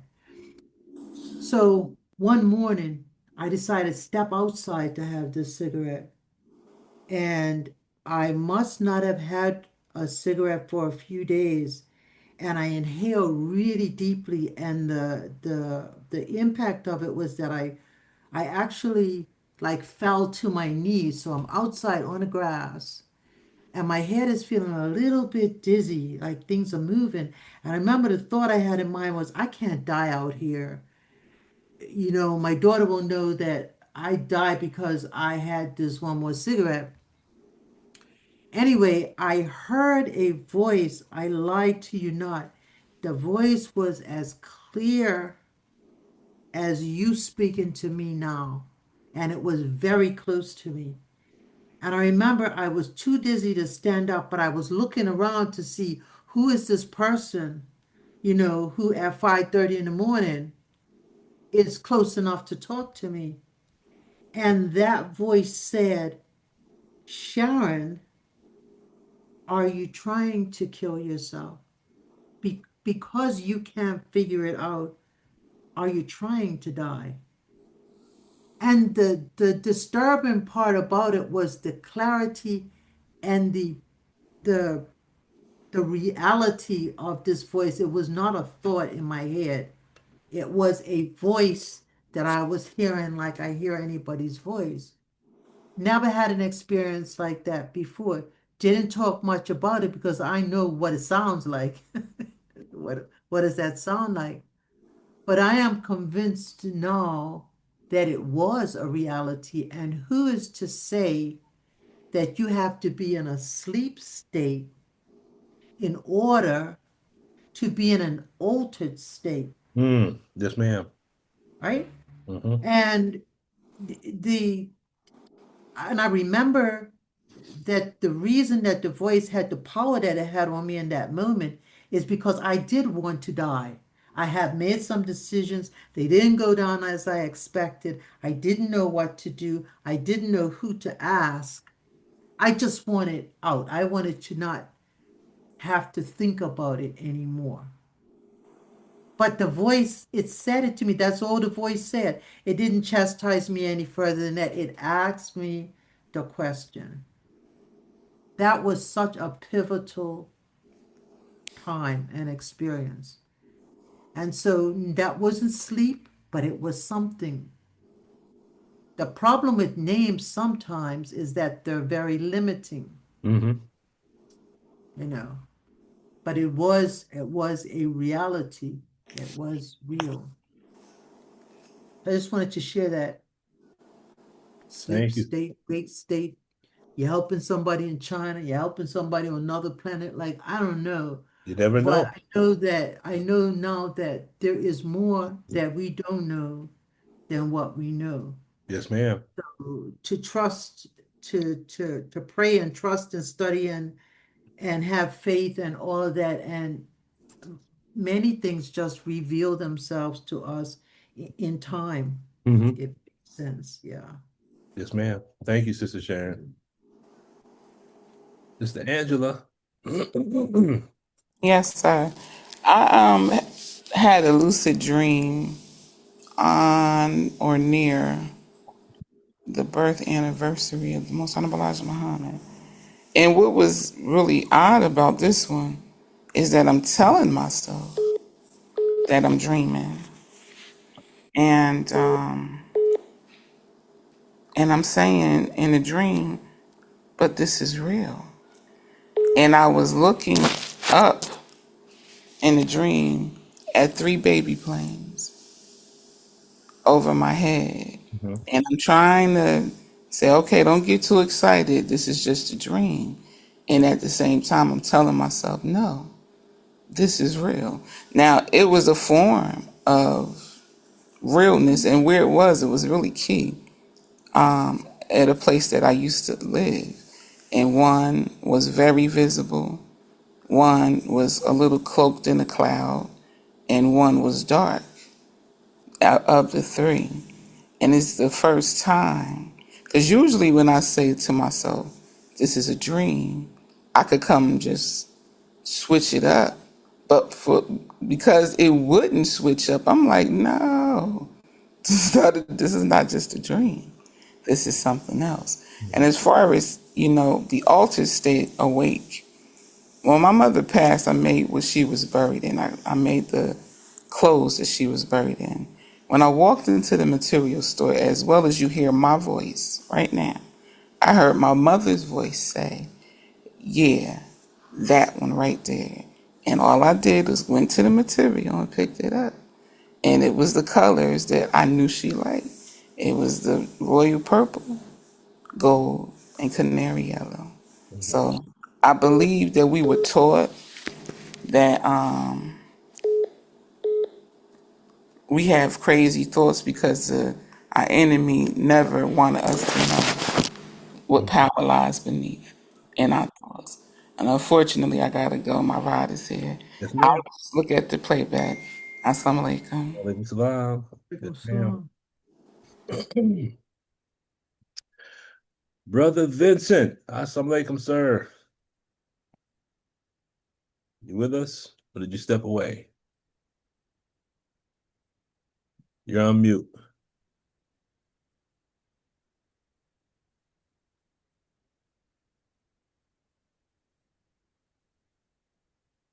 Still on mute. You're on He's mute here. still, brother. I see him. Yep, you're on mute.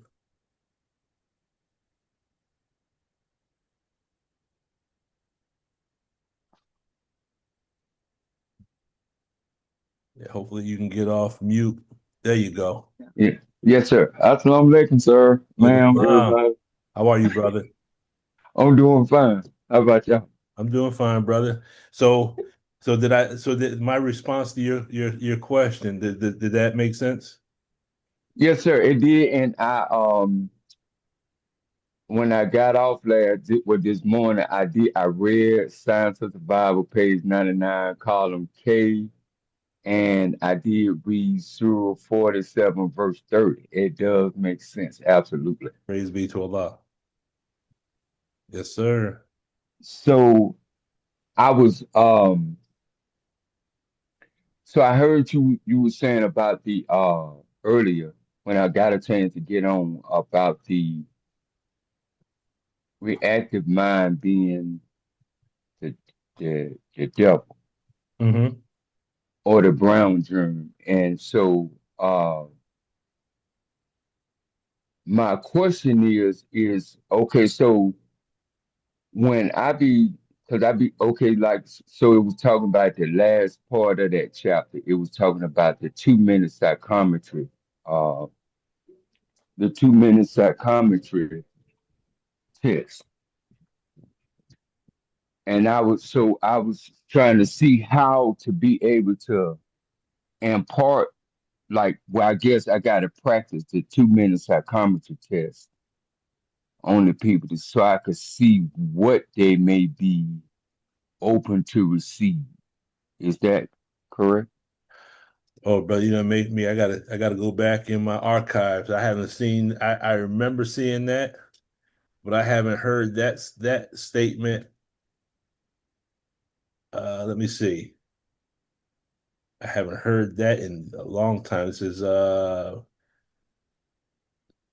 I got my oh no, I book have it right right in here. front of me, brother. I got it right here. I got it on Okay. my computer. Um, okay, yeah. It's been a while. But 2 minute psychometry is when you engage in a conversation and then you're able to determine where they are on a tone scale. Yes, sir. So Yes, now sir. here's a quick way to keep in mind, especially if you've already studied science of survival. You know how the minister has taught us there's animal, human, and divine. There's three levels of growth and development. Yes, sir. Okay. A real easy way to understand that tone scale, the Hubbard, the chart of human evaluation. when you look at, okay, I'm gonna hit it from this angle. 4730 says you will know them by the marks, by the tone of their speech, correct? Correct. Okay, now that word marks in Arabic actually also means suppression. So when you Mm, look at Surah 47, ayat number 30, it's saying that you'll be able to determine what is suppressing a person by how they speak. mm, Now, here's the interesting thing. It's really easy to remember this. When you're tone 30 and above, you're speaking based on our supreme wisdom lessons. The Savior gives us in rule number 3 of the 13 rules of instruction, speaking past, present, and future tense being perfect. You've seen that before, right? absolutely. Okay. Now, what that means is this. In the study of grammar, when you speak past perfect tense, you speak about things you've accomplished. Like if I said, I read that book, I'm speaking about a cycle of action that I have completed. I've read that book.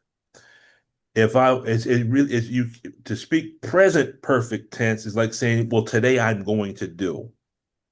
So I'm speaking it as if, oh, that's going to be done. So if I said, yeah, brother, I'm going to make sure I send that money. I'm speaking present perfect tense.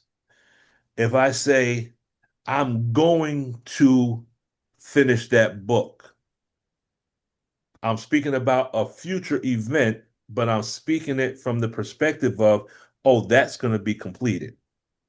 Make sense? Yes, sir. Okay, past, present, and future tense being perfect. You're speaking about cycles of action that either have been completed, are going to be completed presently, or you're saying will be completed in the future. That is the same as our lessons where it says, have you not learned that your word shall be bond, regardless of whom or what? To make our word bond is we're speaking a future perfect tense. If I said it, it's going to be done.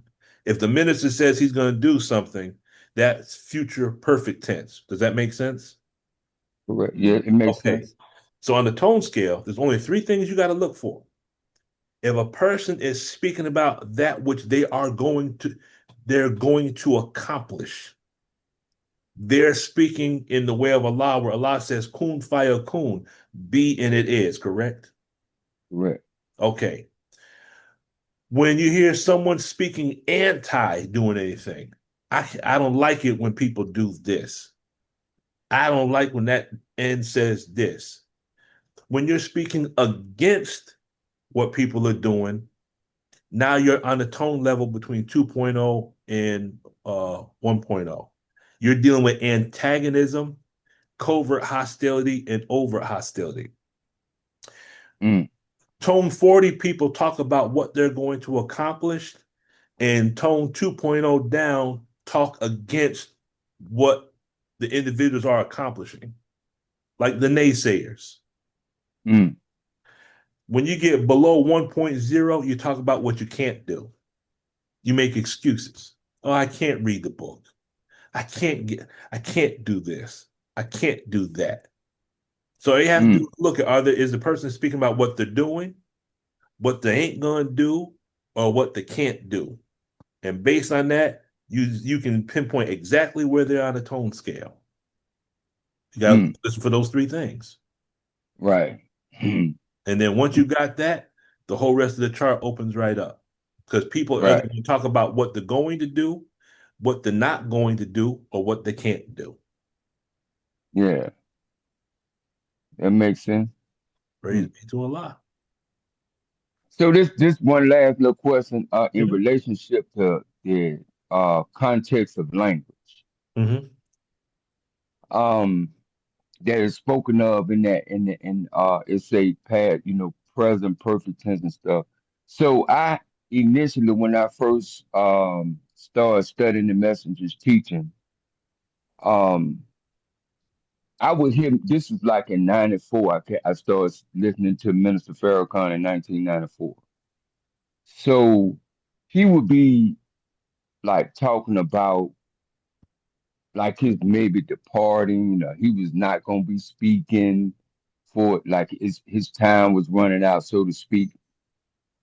But then, say for instance, like the experience he had in September 1785, Hmm.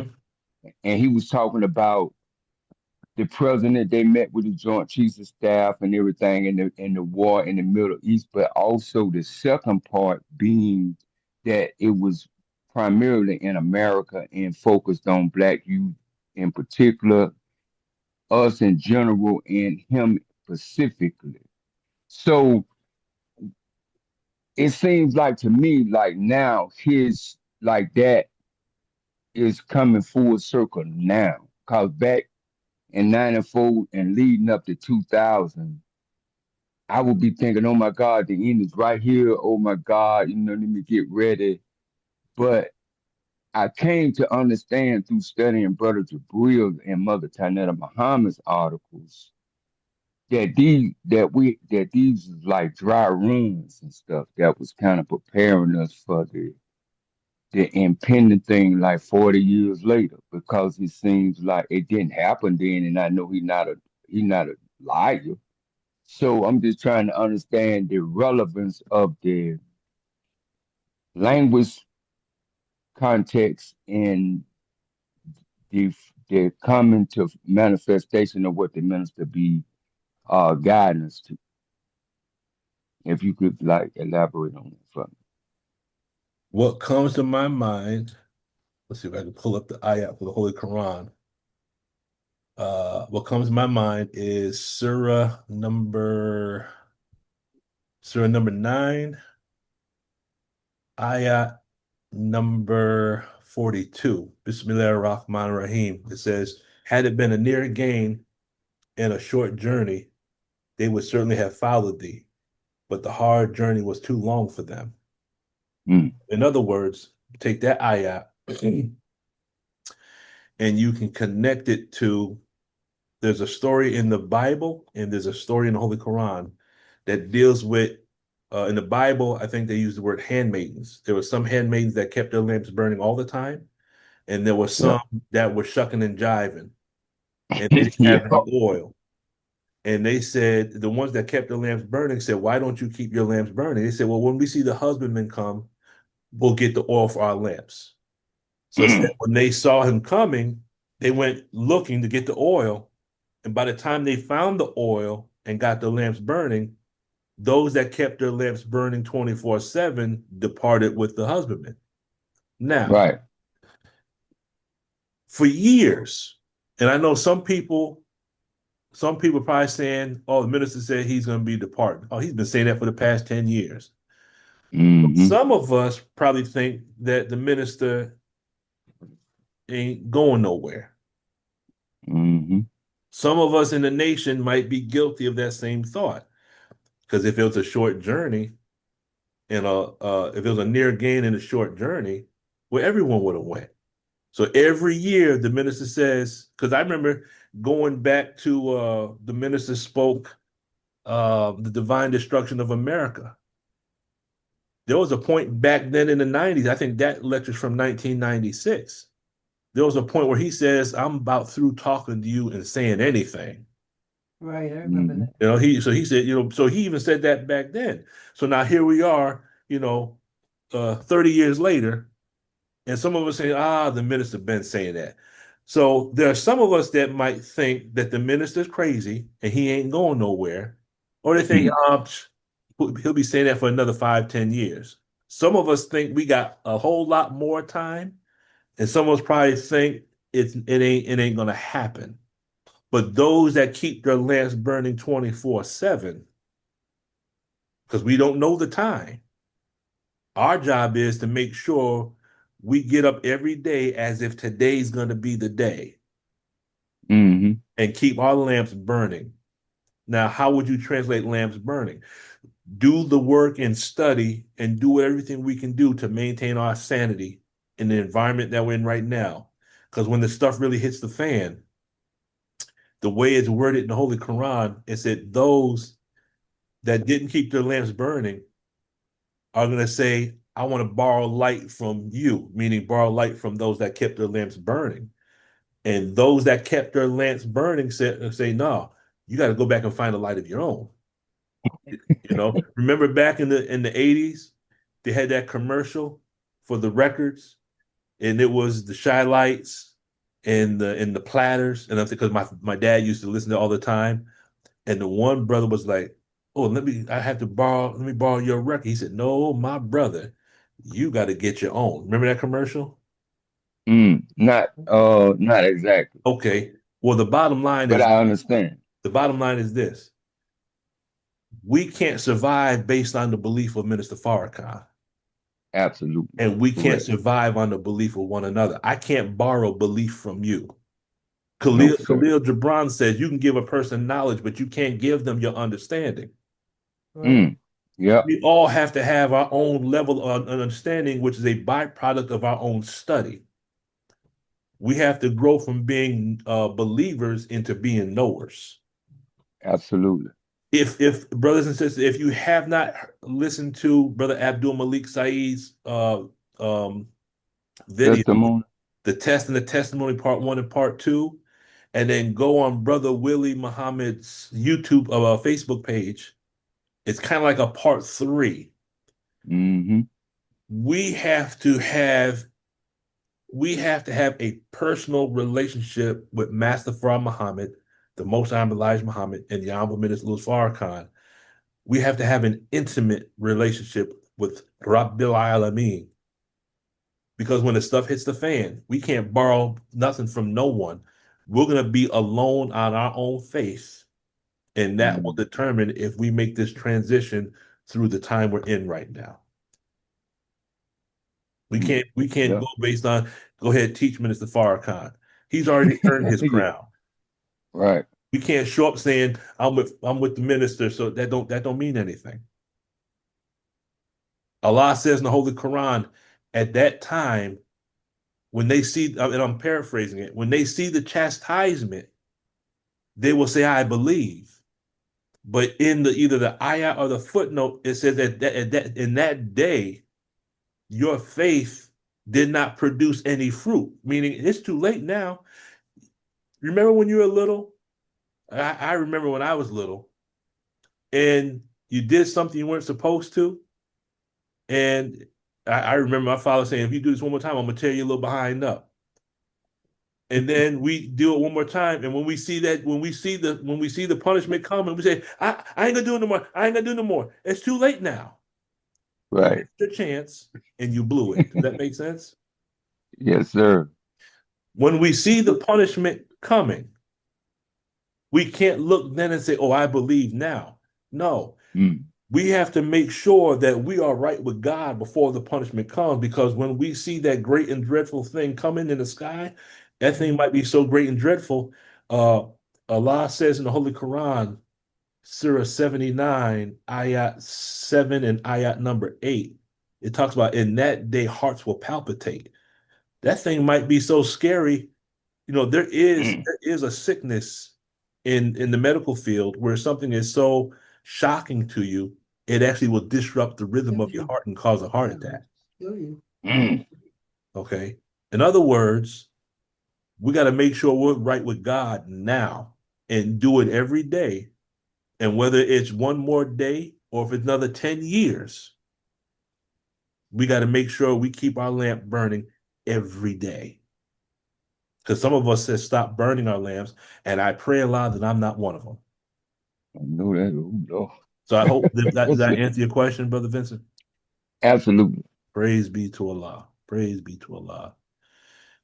Any other questions, comments, or thoughts before we wrap it up? And in today's Zoom meeting, um I will post it on the YouTube channel. Brother Vincent, you're aware of the YouTube channel, correct? Absolutely. Okay. Well, I have to get the what? It's the same channel that when we do the Zoom call on the L that learns the science. Uh, LTS is a different YouTube channel.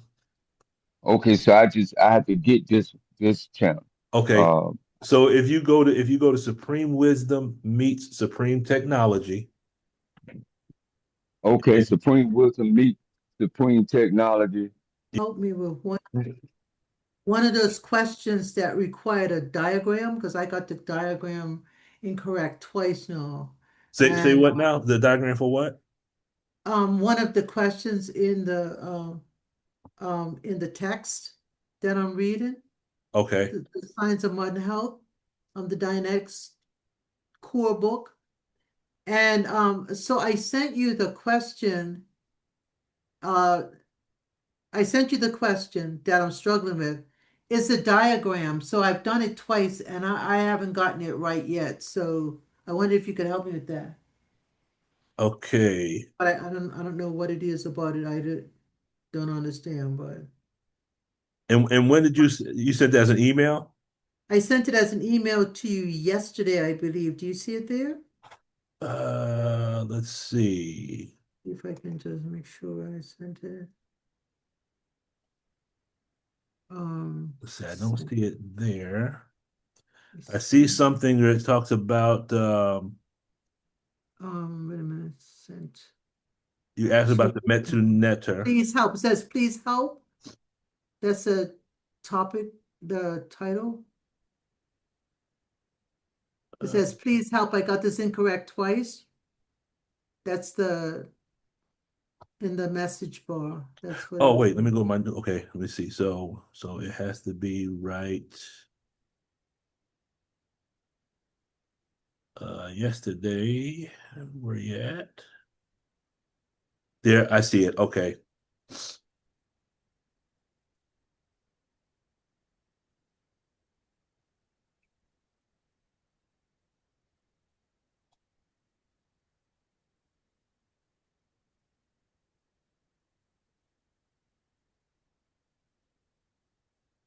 Okay. Okay. I see where it is. Yeah. Okay. So so here you have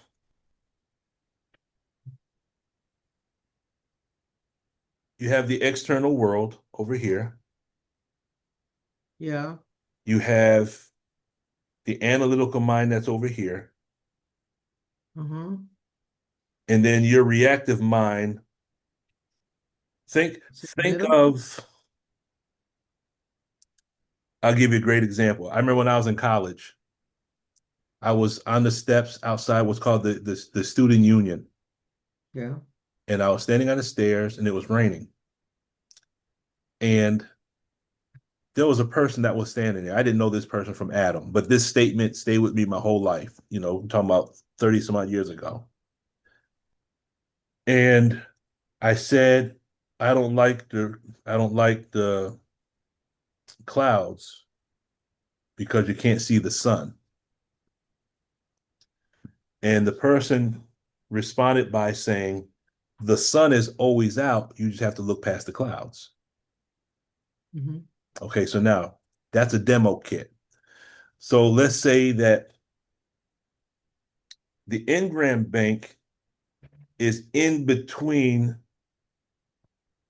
the The standard memory analytical. and analytical, and things have to go through the Engram bank before they get to the analytical.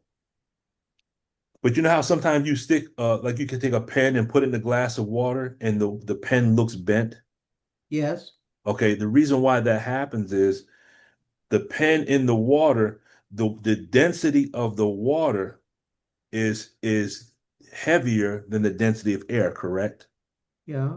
So as a result, because the density of the water is different, it bends the light. So when you put your finger or you put a pen in the water, it looks bent. Well, the same thing happens when knowledge travels through your reactive mind or your engram bank. It bends the Distorted. knowledge. Dis It distorts the knowledge. So based on your diagram, you have the standard memory going to the analyzer, going to the engram bank. So you have the right things. It's just that the engram bank is in between the two, and that's what distorts the information.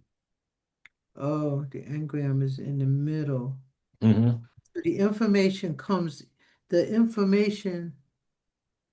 So where's the file clerk? The file clerk is where? The file clerk is what's traveling back and forth.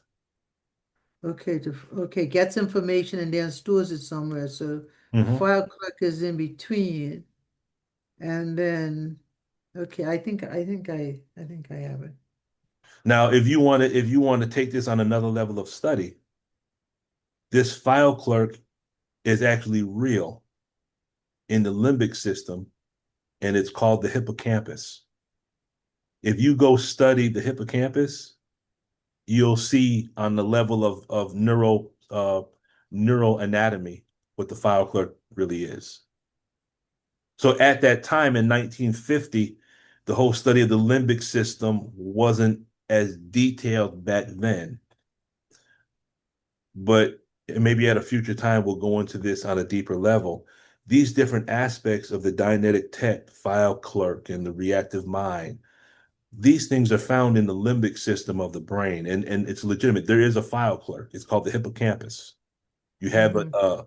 you have something called, matter of fact, in study guide number 18, Rising Above Emotion into the Mind and Thinking of God, we're taught about two structures specifically, or three, I think. I think the minister speaks about the hippocampus, the amygdala, and the hypothalamus. And when you study those three parts of the limbic system in the brain, they correspond to different aspects of what's explained in the tech. Okay. But if you want to learn about the file clerk, go read about the hippocampus. And if you want to read about the reactive mind on one level, go read about what's called the amygdala, Amygdala. These brain structures correspond to aspects of the tech. Okay. All righty. Praise be to Allah. Thank you. And last but not least, I have to show my respect to my elders. Brother Wahid, Assalamu alaikum, sir. How are you? If you're not able to come off, don't worry. I'm just grateful and thankful that you are here. Yes, I'm here. Yes, sir. Listening to all these divine minds, uh, learning from the mind. Appreciate everything Allah blessing you to do, but look what All to help praise this due to program. Allah.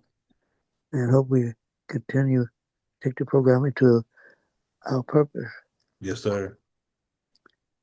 Yes, So sir. thank all you that continue to study and listen to it.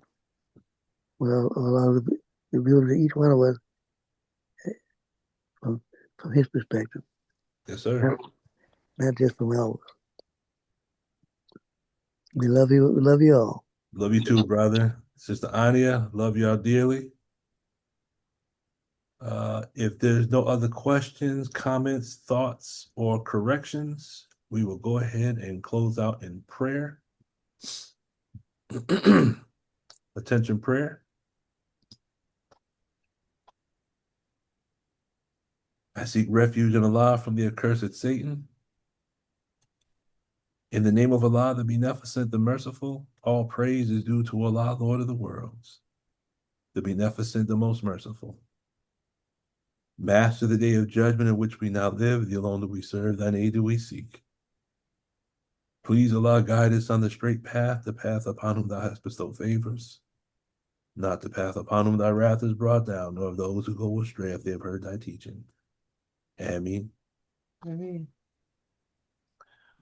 Assalamu alaikum, family. I pray Allah will continue to bless us. Inshallah, this Zoom meeting will be on the YouTube channel within the hour. All right. But Brother Lickman, Yes, ma'am. before you go, the class that you sent us via email, Uh-huh. it didn't have a title. What was the title of that one?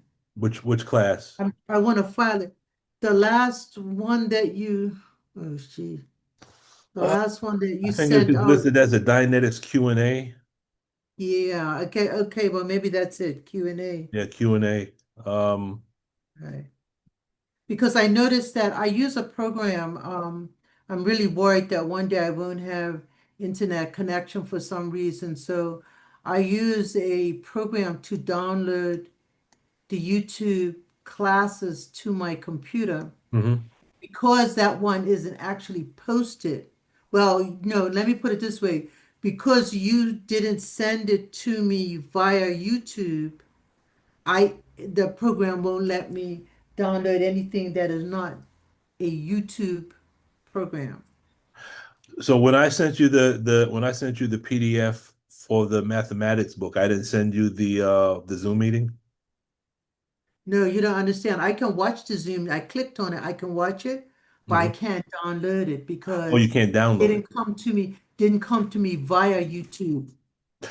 Oh, That okay. program that I use, it only works for programs that are on YouTube. Then I can actually download it to my computer and have access to it whether I have internet or not.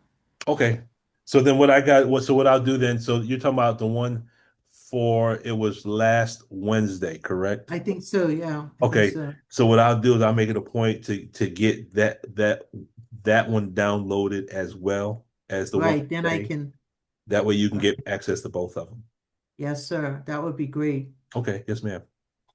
Thank you so much. Have a wonderful week. Everybody be safe. Yes, ma'am. You as well. Assalamu alaikum, family. Walaikum salam.